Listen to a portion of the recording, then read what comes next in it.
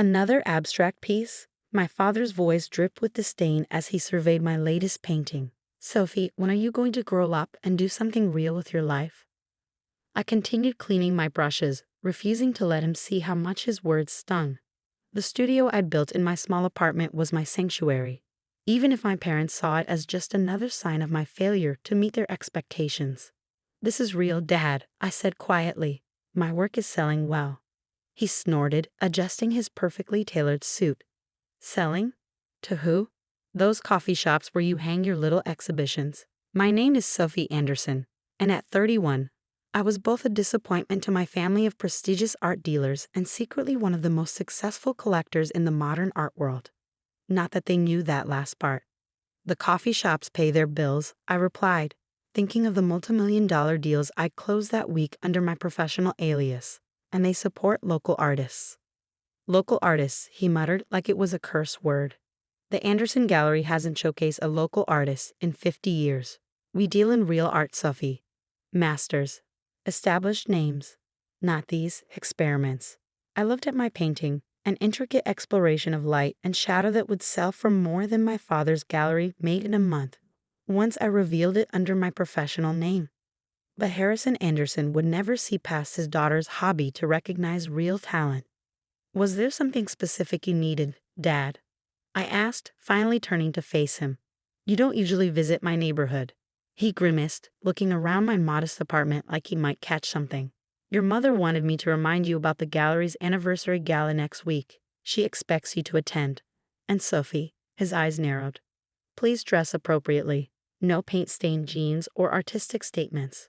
I know how to dress for a gala, I said, suppressing a smile as I thought of the designer gown hanging in my other apartment, the one my parents didn't know existed. Good, and try to be pleasant. We're having some very important collectors attending. The gallery's future could depend on making the right impression. That caught my attention. Harrison Anderson never admitted to needing anything, especially not good impressions.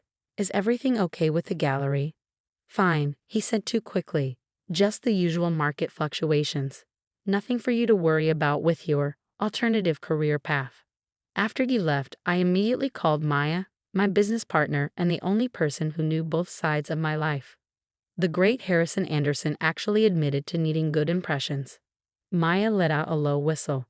Things must be worse than we thought. Run the numbers again, I instructed. Everything about the Anderson Gallery, sales, acquisitions, market position. And Maya, be thorough. You got it, boss. Want me to check your parents' personal finances too? I hesitated. Investigating my own family felt wrong.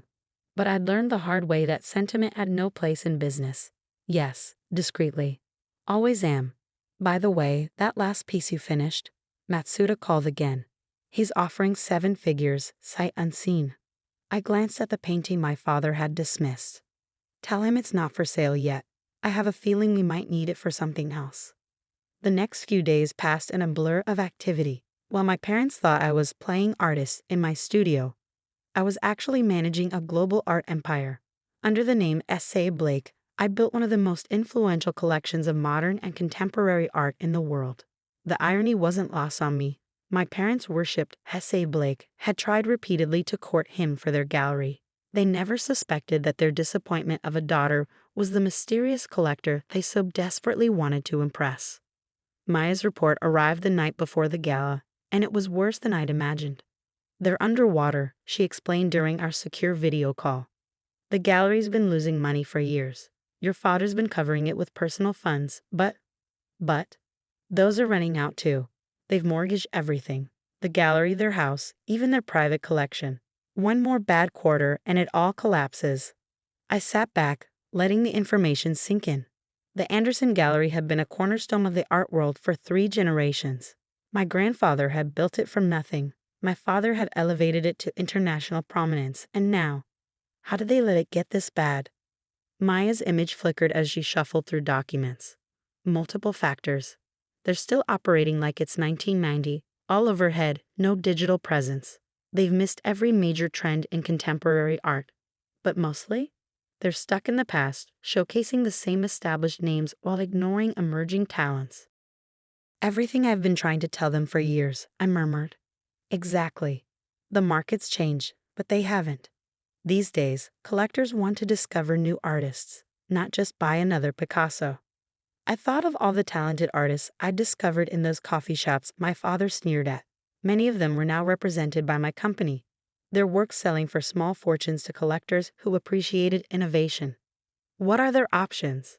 Without immediate intervention, bankruptcy within 6 months. Best case scenario, they're forced to sell the gallery. Worst case, they lose everything, including their reputation. I stared at my painting, the one Matsuda wanted to buy. Send me everything: financial records, market analysis, potential strategies. And Maya, get the lawyers ready. I think it's time for S.A. Blake to make an appearance. You're going to reveal yourself? No, I smiled. I'm going to save them. They just won't know it's me doing the saving. The morning of the gala, I prepared myself carefully. The dress I'd chosen, a classic Valentino in midnight blue, was elegant enough to meet my mother's standards while still allowing me to blend into the background. I wanted to observe tonight, not draw attention. My phone buzzed with a text from Maya. Paperwork ready. Sure you want to do this? Yes, I replied. Time to show them what local art can really do. The Anderson Gallery was housed in a magnificent historic building downtown. Its classical architecture a testament to old money and established tastes. As I walked up the marble steps, I remembered all the times I played here as a child, dreaming of having my own work displayed on these hallowed walls. Sophie, my mother's voice cut through my nostalgia. Thank goodness you're early, and you look suitable. Diana Anderson was the epitome of sophisticated grace, her silver hair perfectly styled and her designer dress impeccable. She air-kissed my cheek, careful not to smudge her makeup. The caterers are setting up in the East Wing, she said, already dismissing me. Make sure they don't touch any of the displays. Actually, Mom, I thought I'd look around first.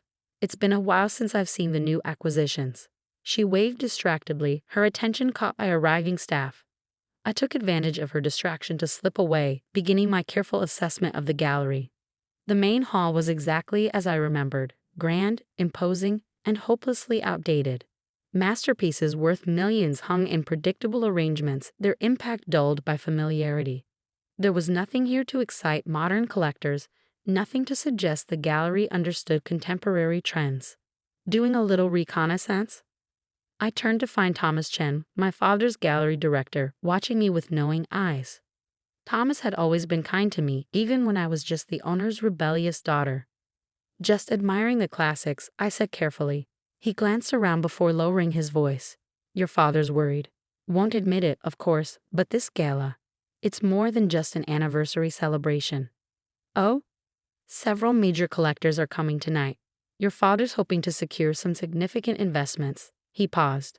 S.A. Blake was invited. I kept my expression neutral. The mysterious collector, I thought no one knew who they were. No one does. But your father's convinced Blake will appear tonight. He's desperate to make a deal. I thought of the documents Maya had prepared, the plans I'd spent all week perfecting. And if Blake doesn't show? Thomas sighed. Then I fear the Anderson Gallery's days are numbered. The gala began at 8. The gallery's halls filling with the elite of the art world. I recognized many faces, collectors I'd dealt with, artists I'd discovered, critics who'd unknowingly reviewed my work. All of them here to witness either the salvation or the downfall of one of the industry's most established institutions. My father was in his element, moving from group to group with practiced charm. But I could see the tension in his shoulders, the way his eyes kept darting to the entrance. Anything? He asked Thomas during a brief lull. No sign of Blake, Thomas replied. But the night is young. I checked my phone. Maya had everything in place. The offers, the contracts, the carefully crafted story that would explain S.A. Blake's interest in saving the Anderson Gallery. Sophie, my mother's sharp voice interrupted my thoughts. Stop hiding in corners. The Prescotts want to hear about your artistic endeavors. I suppressed a sigh and followed her to where Albert and Margaret Prescott held court. They were old family friends and significant collectors, though they'd never looked at my work. Still painting, dear? Margaret asked with carefully crafted concern. How persistent of you. Someone has to make the art that fills these walls, I replied mildly. Albert laughed as if I told a particularly naive joke. Yes, well, some art belongs in galleries and some belongs in other venues, like the private collections of discerning buyers who recognize talent regardless of name or pedigree. I thought but didn't say. The evening wore on, and I could see my father's composure cracking. Several potential investors had already made their excuses and left. The great S.A. Blake had not appeared. "It's over," I overheard him tell my mother in a quiet corner. "Without Blake's investment. Harrison, surely there are other options. None that won't cost us everything." He looked around the gallery, his life's work, his father's legacy. "Maybe it's time to accept that the world has changed. We just didn't change with it." I slipped away, finding a private spot to make a call. "Ready?" Maya asked. "Send it." Moments later, my father's phone buzzed. I watched as he read the message, his face transforming from despair to disbelief to desperate hope. "Diana," he called. "Blake's representative is coming, tomorrow morning." The gallery erupted in excited whispers. Everyone knew what this could mean. "See," my mother said, patting his arm. "All your worrying for nothing. Say Blake would never let the Anderson Gallery fail." I smiled, thinking of the papers waiting in Maya's office. My parents had no idea how right they were, or why. The next morning, I arrived at the gallery early, wearing my starving artist uniform of paint-stained jeans and an oversized sweater. My father barely noticed me as I slipped in, too busy preparing for his meeting with S.A. Blake's representative. "Sophie, not now," he said distractedly when I tried to speak to him. "Blake's team will be here any minute. We need everything to be perfect." I watched him adjust a painting that was already perfectly straight. "Dad, maybe we should talk about—" Later, he cut me off. "Whatever little project you're working on can wait. This is important." Right on cue, Maya walked through the front doors of the gallery. She looked every inch the high-powered art world attorney in her tailored suit and sleek briefcase. No one would ever connect her to the bohemian art consultant who helped me discover new talents in underground galleries. "Mr. Anderson," she extended her hand. "I'm Margaret Chin, representing S.A. Blake." My father practically tripped over himself to shake her hand. "Yes, yes. We're so honored. Please come this way to my office." I followed them, unnoticed as usual. My mother appeared from somewhere, her perfect mask of composure slightly cracked with anticipation. "Sophie," she hissed, "don't you have somewhere else to be?" "Actually," Maya said smoothly, "Ms. Anderson should join us. This concerns her too." My parents exchanged confused looks but didn't argue. In their minds, Blake's representative must have her reasons, even if they couldn't understand them. My father's office was a testament to old-world luxury, leather-bound books, antique furniture, and prized artworks covering every wall. Maya took it all in with professional interest, though I knew she was mentally calculating how much it would all bring at auction if necessary. "Before we begin," Maya said, setting her briefcase on the desk, "I need to clarify something. This meeting isn't just about saving the Anderson Gallery, it's about transforming it." "Transforming?" My father frowned. "I don't understand. Our gallery has a certain reputation." "A reputation that's killing it," Maya interrupted gently. "Mr. Anderson, your gallery is 3 months away from bankruptcy. Your traditional model isn't working anymore." The color drained from my father's face. "How did you—" "Say Blake has been watching your gallery for some time," Maya continued. "We've seen its decline, but we've also seen its potential. With the right changes, the Anderson Gallery could become a bridge between classical and contemporary art." My mother grabbed my father's hand. "What kind of changes?" Maya opened her briefcase and began laying out documents. "First, a complete financial restructuring. Blake will purchase the gallery's debt and invest significant capital for modernization." "Purchase our debt." My father's voice was faint. "All of it," Maya confirmed. "The gallery, the mortgages, everything. In exchange, Blake wants 2 things: 51% ownership and complete creative control over the gallery's new direction." "Control?" Now my father's voice rose sharply. "This gallery has been in my family for generations. We have standards, traditions that are bankrupting you," Maya said firmly. "Mr. Anderson, this isn't a hostile takeover. It's a rescue mission. Blake wants to preserve your legacy while bringing the gallery into the modern era." I watched my father struggle with this, his pride warred with his desperation, his fear of change battling his fear of losing everything. "What?" He swallowed hard. "What exactly would these changes entail?" Maya pulled out a tablet, bringing up images of modern gallery spaces, a complete renovation of the East Wing to showcase emerging artists. Digital installations, interactive exhibits, a strong online presence, and most importantly, a new curator who understands both classical and contemporary markets. My mother gasped. Replace Thomas? Not replace, I found myself saying. Everyone turned to look at me, as if just remembering I was there. Partner with. Someone who can bridge the gap between old and new. Maya nodded approvingly. Exactly. In fact, Blake has someone specific in mind. She slid another document across the desk. My father picked it up, his eyes widening as he read. This can't be right.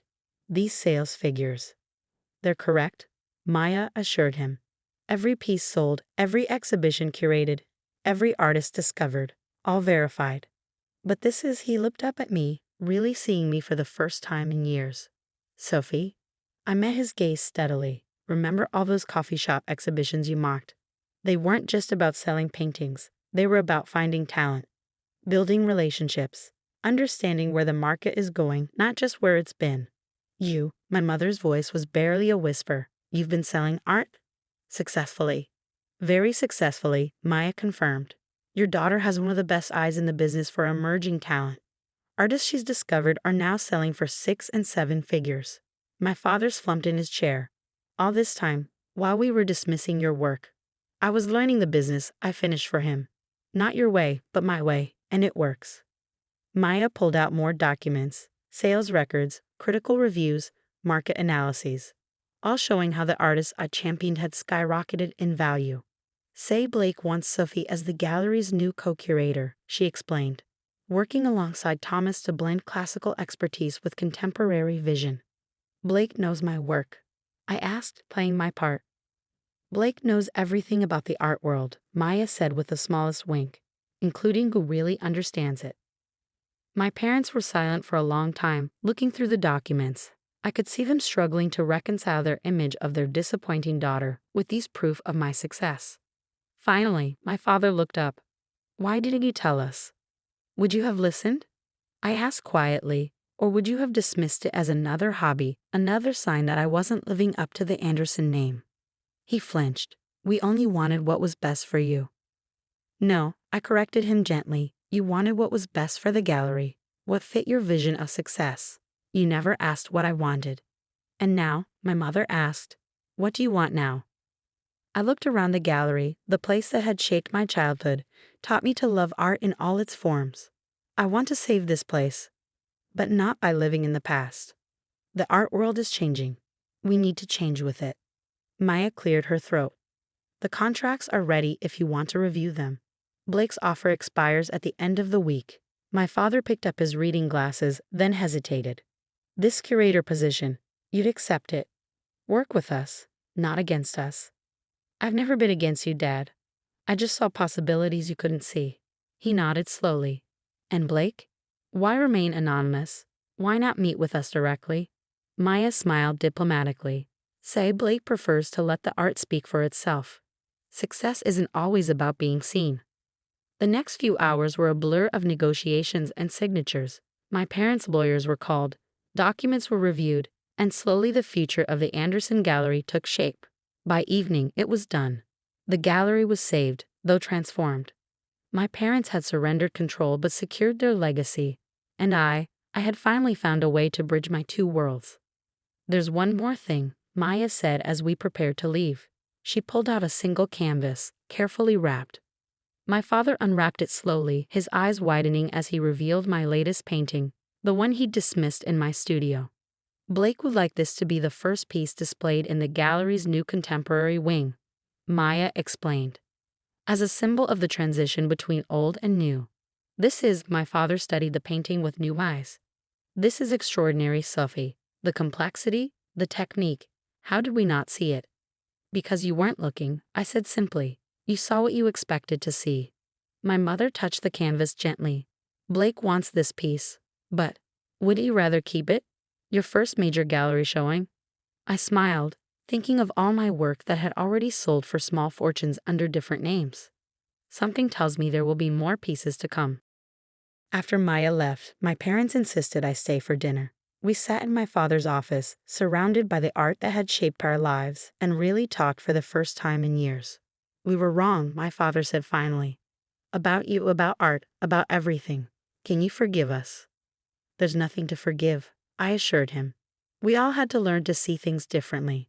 Over the next few months, the Anderson Gallery underwent its transformation. The East Wing was renovated into a stunning contemporary space. Digital installations attracted younger collectors. Our online presence grew exponentially. And through it all, my secret remained safe. Say Blake continued to collect and influence from the shadows, while Sophie Anderson emerged as a respected curator with an eye for new talent. 1 year after the gallery's transformation, we hosted a special exhibition. Bridging Worlds showcased classical masterpieces alongside contemporary works, demonstrating how tradition and innovation could coexist beautifully. The centerpiece was my painting, the one that had started it all. Now valued at over $1 million, it drew collectors and critics from around the world. I still can't believe S.A. Blake saw your potential before we did, my father said during the opening, watching as another wealthy collector admired my work. I smiled, thinking of the latest acquisition I'd made under Blake's name. Sometimes the most valuable things are hidden in plain sight. Speaking of Blake, my mother joined us, champagne in hand. The mysterious collector has acquired another piece for the gallery. Did you hate her? No, I said innocently. Do tell. As she launched into the story, I caught Maya's eye across the room. She raised her glass slightly, a private toast to our shared secret.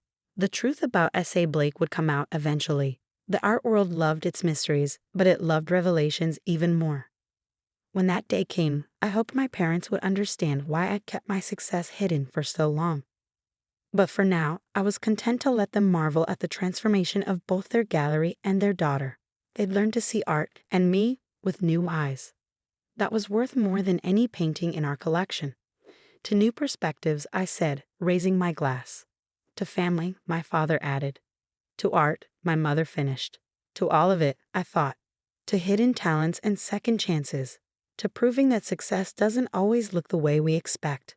And most importantly, to finally being seen for who I really was, not just an artist, not just a curator, but someone who had found her own way to make her mark on the world.